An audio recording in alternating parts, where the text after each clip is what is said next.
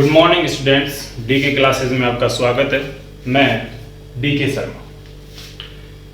Last topic में अपने discussion किया था कि आवेश को दो भागों में किसने बांटा, किस तरह से बांटा, आवेश क्या होता है, किसी वस्तु पर आवेश किस तरह से जाता है।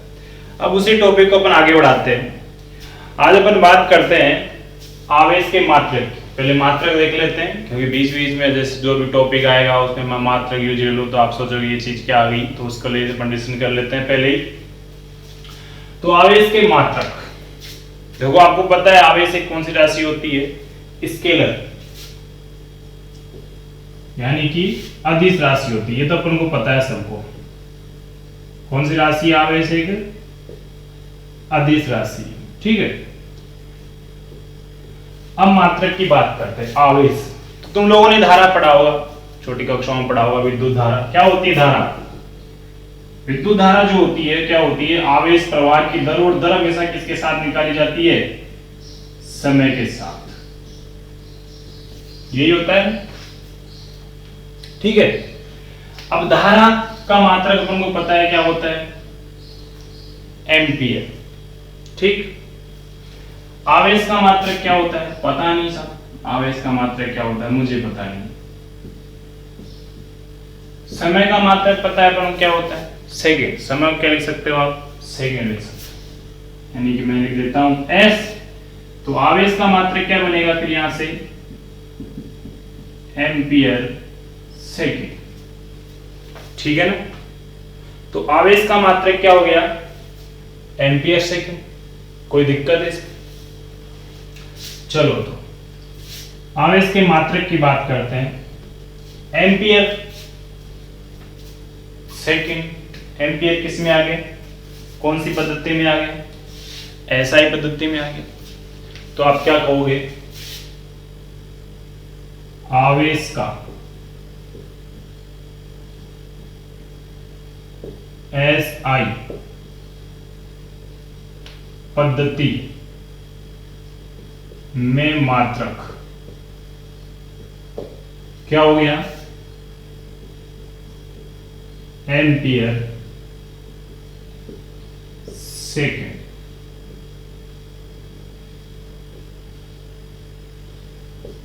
ठीक है।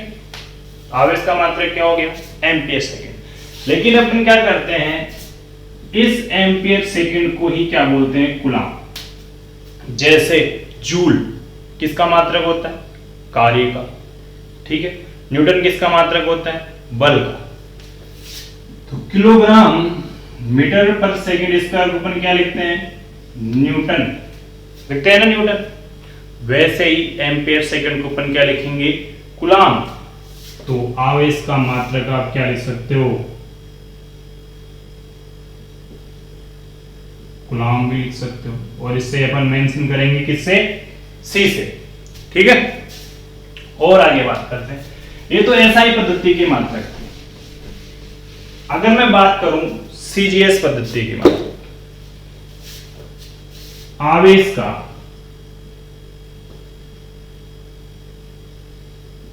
सीजीएस पद्धति में मात्रक क्या होता है?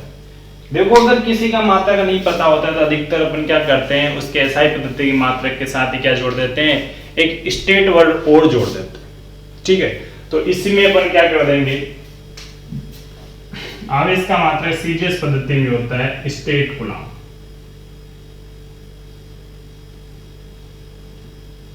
स्टेट कूलम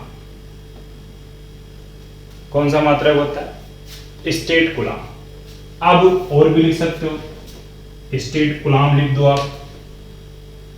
और बताऊं इसमें सेकंड होता है इसी के अंदर, सीजीएस के अंदर ही, फ्रैंकलिन। फ्रैंकलिन जिसका सिंबल होता है FR। सीजीएस पद्धति के अंदर इसका ही मात्रक और होता है फ्रैंकलिन। और बात करें सीजीएस के अंदर ही आप इसको बोल सकते हो ESU, यानी कि स्थिर विद्युत मात्रक, जिसको अंग्रेजी में कहेंगे इलेक्ट्रोस्टैटिक्स, एस भी नहीं लगा, कोई दिक्कत नहीं, electrostatics unit of charge. ESU का मतलब हो गया इलेक्ट्रोस्टैटिक्स यूनिट, स्थिर विद्युत मात्रक, स्थिर विद्युत बोल लो या विद्युत बोल लो, मात्रक या इकाई बोल सकते हो आप, ठीक है। तो आपके पास आवेश का SI पद्धति में जो मात्रक हो गया वो हो गया कूलम या एम्पीयर सेकंड, ठीक। आवेश का CGS पद्धति में जो मात्रक हो गया वो हो जाता है स्टेट कूलम, हो सकता है फ्रैंकलिन, हो सकता है या ESU आप लिख सकते हो, स्थिर विद्युत मात्रक लिख सकते हो, ठीक है। और देखते हैं आवेश का जो सबसे बड़ा मात्रक होता है, आवेश का सबसे बड़ा मात्रक वो क्या होता है? फैराडे। क्या? फैराडे, ना कि फेरड। फैराडे वैज्ञानिक का नाम है। उस वैज्ञानिक ने क्या कहा है कि आवेश का जो मात्रक होता है सबसे बड़ा, वो कैसे लिख सकते हैं अपन? फैराडे के रूप में, ठीक है। और एक फैराडे की बात करें कि एक फैराडे में कितने कूलम होते हैं, तो एक फैराडे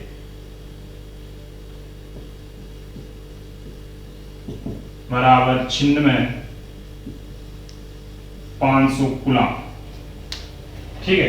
तो एक फैराडे का मतलब मान कितना होता है? कूलम में अगर चेंज कर दिया जाए तो कितना होता है?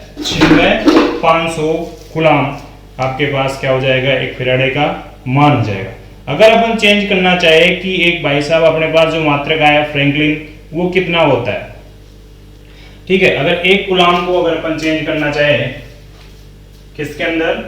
फ्रैंकलिन में या स्टेट कूलम में या ESU के अंदर, तो एक कूलम बराबर 3 गुणा 10⁹ हाँ क्या लिख लो?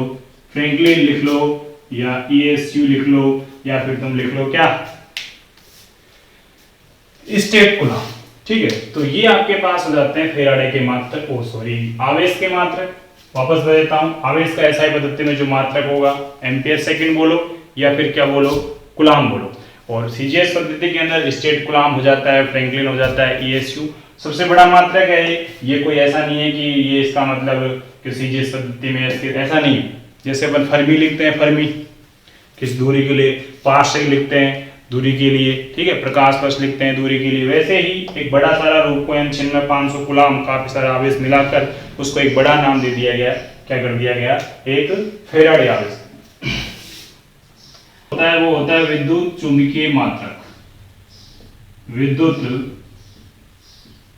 चुंबकीय मात्रक, यानी कि इलेक्ट्रोमैग्नेटिक यूनिट ऑफ चार्ज, जिसका सिंबल जो हो जाएगा वो हो जाएगा EMU, ठीक है। ESU स्थिर विद्युत मात्रक है, EMU क्या है? स्थिर चुंबक मात्रक, यानी कि चुंबकीय मात्रक, यानी कि EMU।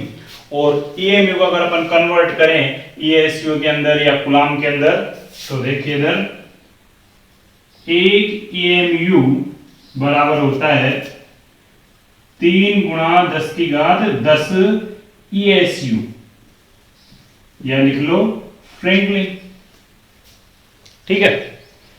अगर इसको चेंज करना चाहो और, तो एक EMU बराबर आप इसको क्या लिख सकते हो? 10 कूलम भी लिख सकते हो। क्यों? क्योंकि 3 गुणा 10⁹9 ESU में कितने कूलम होते हैं? 1। तो यहाँ पर 10 है तो 10 से और गुणा करेंगे, 1 गुणा 10 यानी कि 10 कूलम आ जाए।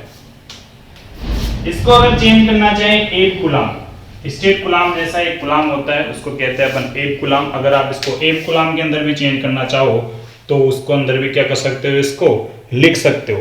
तो 1 कूलाम के अंदर वैसे उसकी कोई जरूरत नहीं है, 1 कूलाम में 1/10 AB कूलाम होते हैं,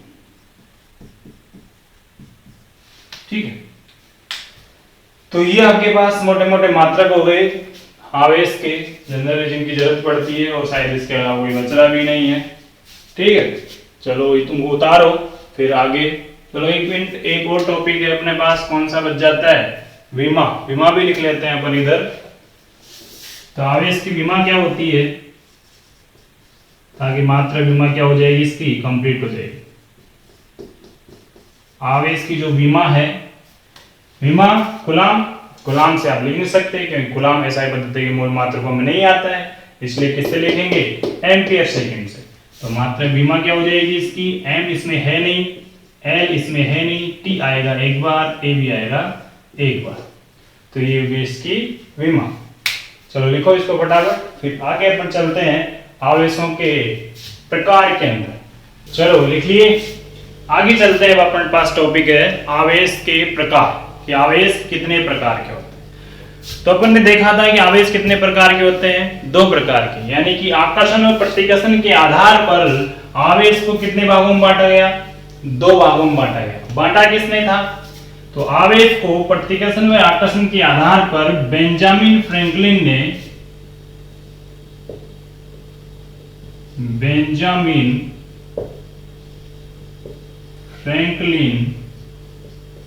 ने कितने भागों में बांटा, 2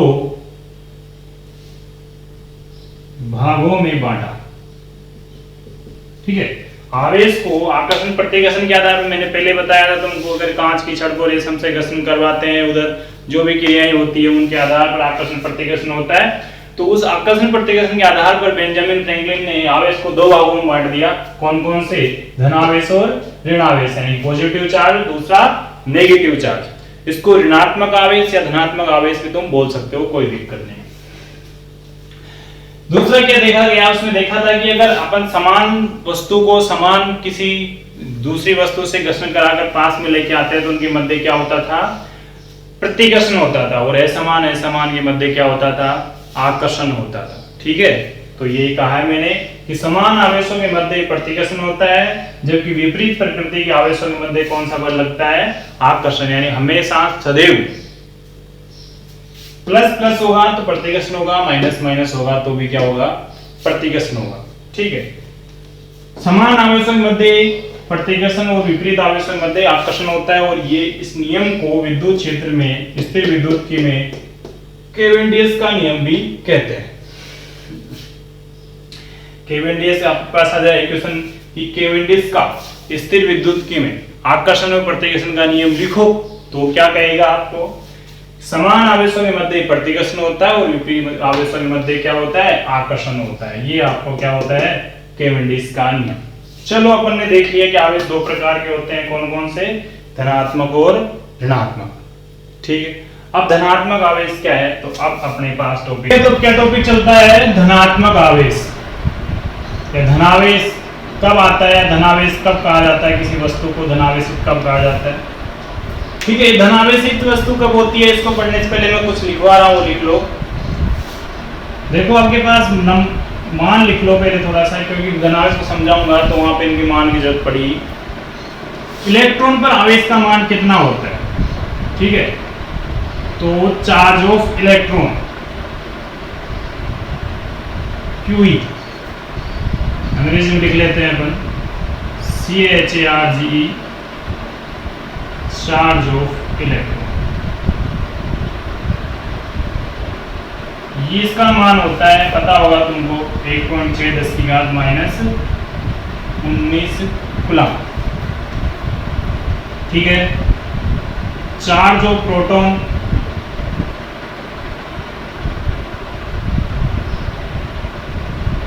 Q और P लिख देते हैं।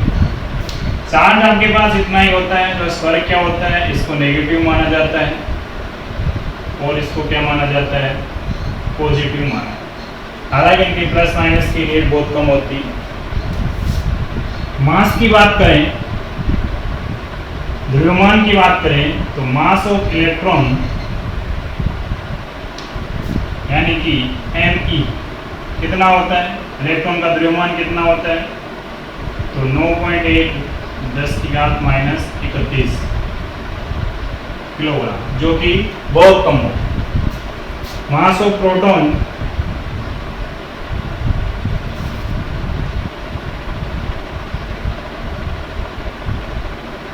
ये कितना होता है, 1.67 10⁻27 किलोग्राम। ठीक है, इधर चार्ज और लिख लो एक, CHARGE, चार्ज ऑफ एल्फा कण यानी एल्फा पार्टिकल। तो एल्फा पार्टिकल क्या होता है आपके पास, हीलियम। ठीक है, तो 2 गुणा प्रोटॉन का जो मास चार्ज है कितना है m, और चार्ज लिखना है ना, तो QP यानी कि 2 गुणा 1.6 10⁻⁻19 कूलम। और अगर इसी के मास की बात करें तो क्या करें,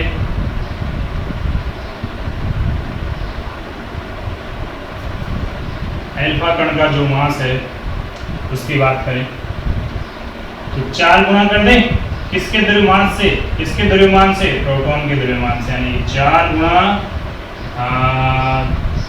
1.67 10⁻⁻27 किलोग्राम। ये नोट कर लो, क्योंकि मैं धनावेश पढ़ाऊंगा तो वहाँ पर अपनी बात करेंगे कि इलेक्ट्रॉन कितने निकले कितने गए, तो यहाँ पर उसकी जरूरत पड़ेगी, इसलिए एक बार इनको लिखो।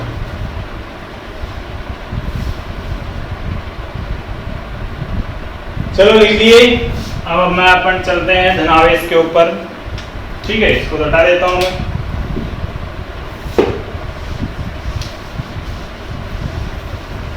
ऐसे लिखने में नहीं आएगा, वीडियो क्या कर लिया करो, पॉज कर लिया करो और फिर लिखा करो। ठीक है, और जो भी दिक्कत है कमेंट किया करो, मैं उसको देख लूंगा। अब अपन बात कर रहे हैं धनावेश की, क्योंकि अपन ने पढ़ लिया था आवेश 2 प्रकार के होते हैं, धनावेश और ऋणावेश। अब धनावेश क्या होता है, किस तरह से धनावेश आएगा, कब वस्तु धनावेशित होगी। देखिए इधर मान लो आपके पास 2 वस्तुएं हैं, एक वस्तु ये है, एक वस्तु ये है। चलो दूसरी को छोड़ो, एक ही ले लो। मान लो एक वस्तु है आपके पास, अब ये वस्तु क्या कर रही है, इलेक्ट्रॉन त्याग रही है। इलेक्ट्रॉन का क्या कर रही है, त्याग कर रही है, यानी कि इससे इलेक्ट्रॉन को निकाला जा रहा है। इस वस्तु से इलेक्ट्रॉन क्या करा जा रहा है, निकाला जा रहा है। तो उस स्थिति में जो वस्तु होगी वो कौन सी हो जाएगी, धन आवेशित हो जाएगी। यदि वस्तु इलेक्ट्रॉन का त्याग कर रही है तो फिर उस पर जो आवेश आएगा वो क्या आएगा, धनावेश। धनावेश कब आएगा, अगर वस्तु किसी वस्तु से इलेक्ट्रॉन निकाल लिए जाए या वस्तु इलेक्ट्रॉन क्या कर रही हो, त्याग कर रही हो, तो उस वस्तु पर जो आवेश होगा वो कौन सा आवेश होगा, धन आवेश होगा। ठीक है, अब एक क्वेश्चन और बनता है कि अगर वस्तु इलेक्ट्रॉन का त्याग कर रही है तो क्या उस वस्तु के द्रव्यमान पर कोई असर पड़ेगा। क्वेश्चन बनता है ना कि अगर कोई वस्तु इलेक्ट्रॉन को त्याग कर रही है, यानी कि वस्तु क्या हो रही है, धनावेशित हो रही है, तो क्या वस्तु के द्रव्यमान में कोई फर्क पड़ेगा। तो आपका आंसर क्या होना चाहिए, नहीं पड़ेगा।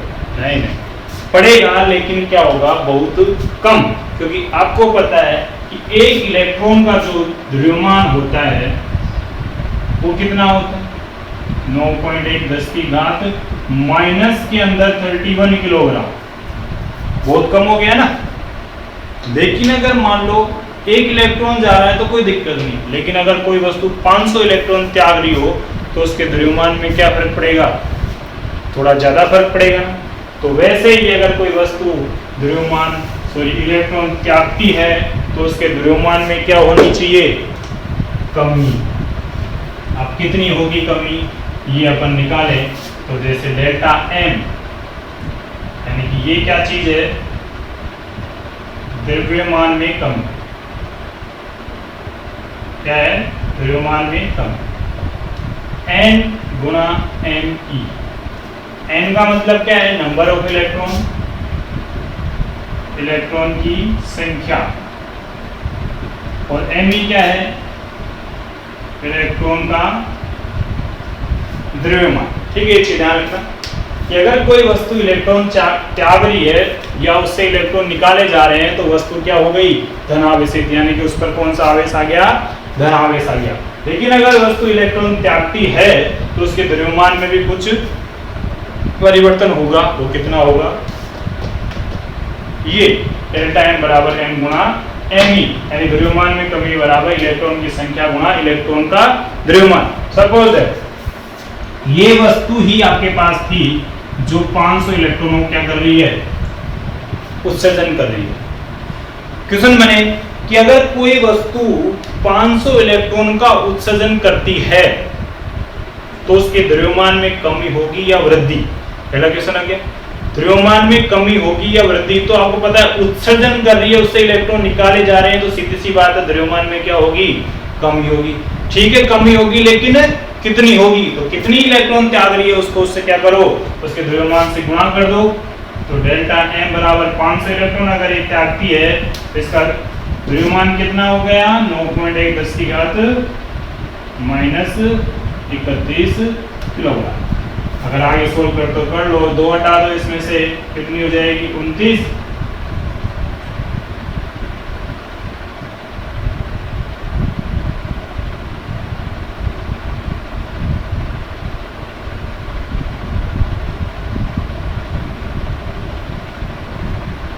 ठीक है, अगर कोई वस्तु 500 इलेक्ट्रॉन त्यागती है तो उसके द्रव्यमान में कितनी कमी होगी, 45.5 गुना 10 की घात -29 किलोग्राम।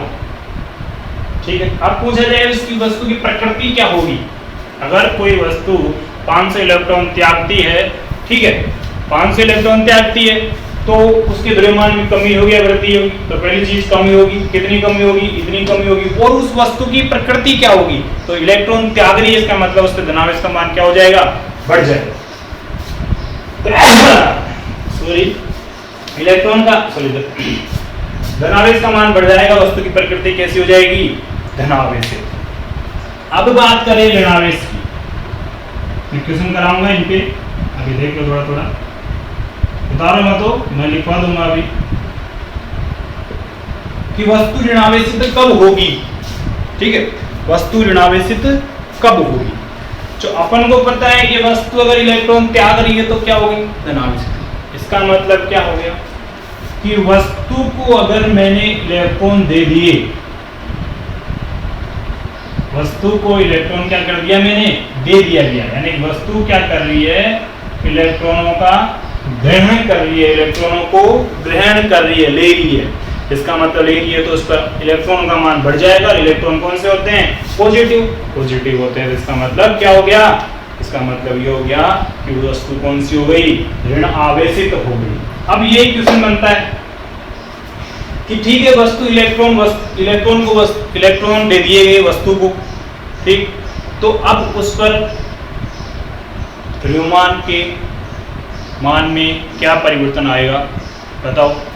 तो जब इलेक्ट्रॉन त्याग रही थी तो वस्तु के द्रव्यमान में क्या हो रही थी, कमी। तो वैसे ही अगर इलेक्ट्रॉन आपके पास क्या कर रही है, ग्रहण कर रही है, तो द्रव्यमान में क्या हो जाएगी, वृद्धि। उसी रूप से वृद्धि हो जाएगी जिस रूप से क्या हो रही थी, कमी हो रही थी।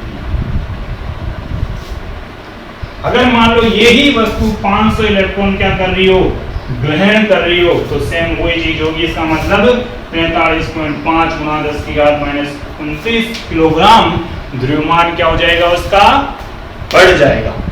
ठीक है, क्वेश्चन वही, अगर किसी वस्तु को 500 इलेक्ट्रॉन दे दिए जाए तो वस्तु की प्रकृति क्या होगी। पहली चीज तो इलेक्ट्रॉन दे रहे हैं, इसका मतलब क्या हो गई, वो ऋण आवेशित होगी।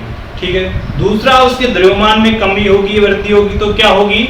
वृद्धि होगी, क्योंकि इलेक्ट्रॉन वो उस पर क्या आ गए। अब जैसे कोई चीज जाती है कहीं पे तो बढ़ती तो है ही, हालांकि मान कम होता है, कम मात्रा में बढ़ेगा, लेकिन उसको परिवर्तन होगा ही। दूसरा तो कितना होगा, कितनी वृद्धि होगी, तो इतनी वृद्धि हो जाएगी।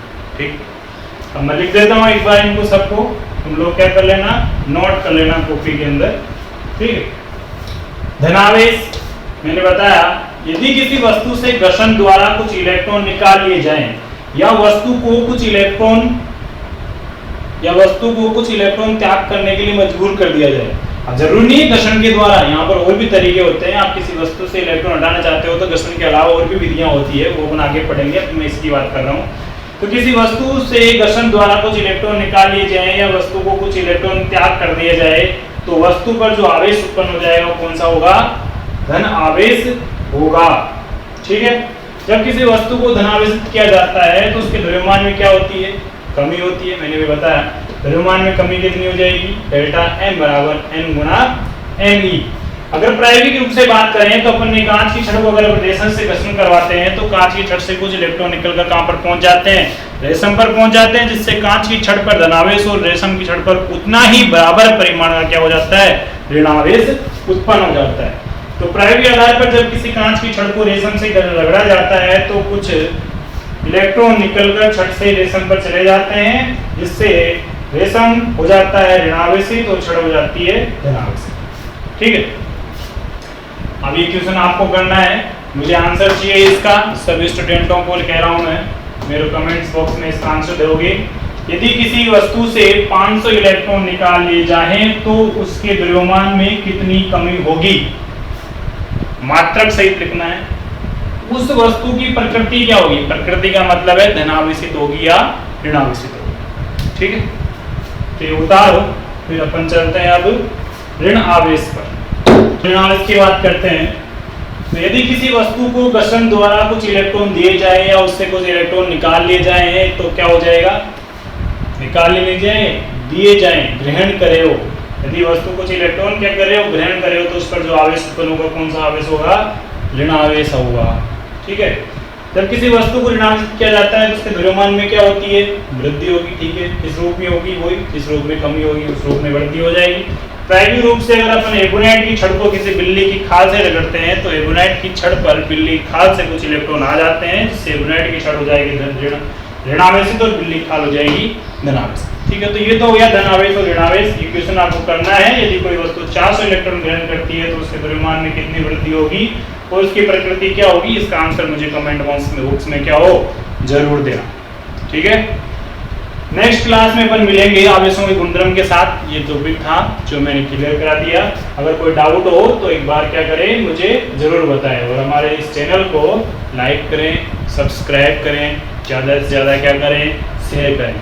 ठीक है, नेक्स्ट क्लास में अपन बात करेंगे आवेशों के गुणधर्म की, तो उसके लिए इस चैनल पर कंटिन्यू बने रहे। ठीक है, best of luck, thank you.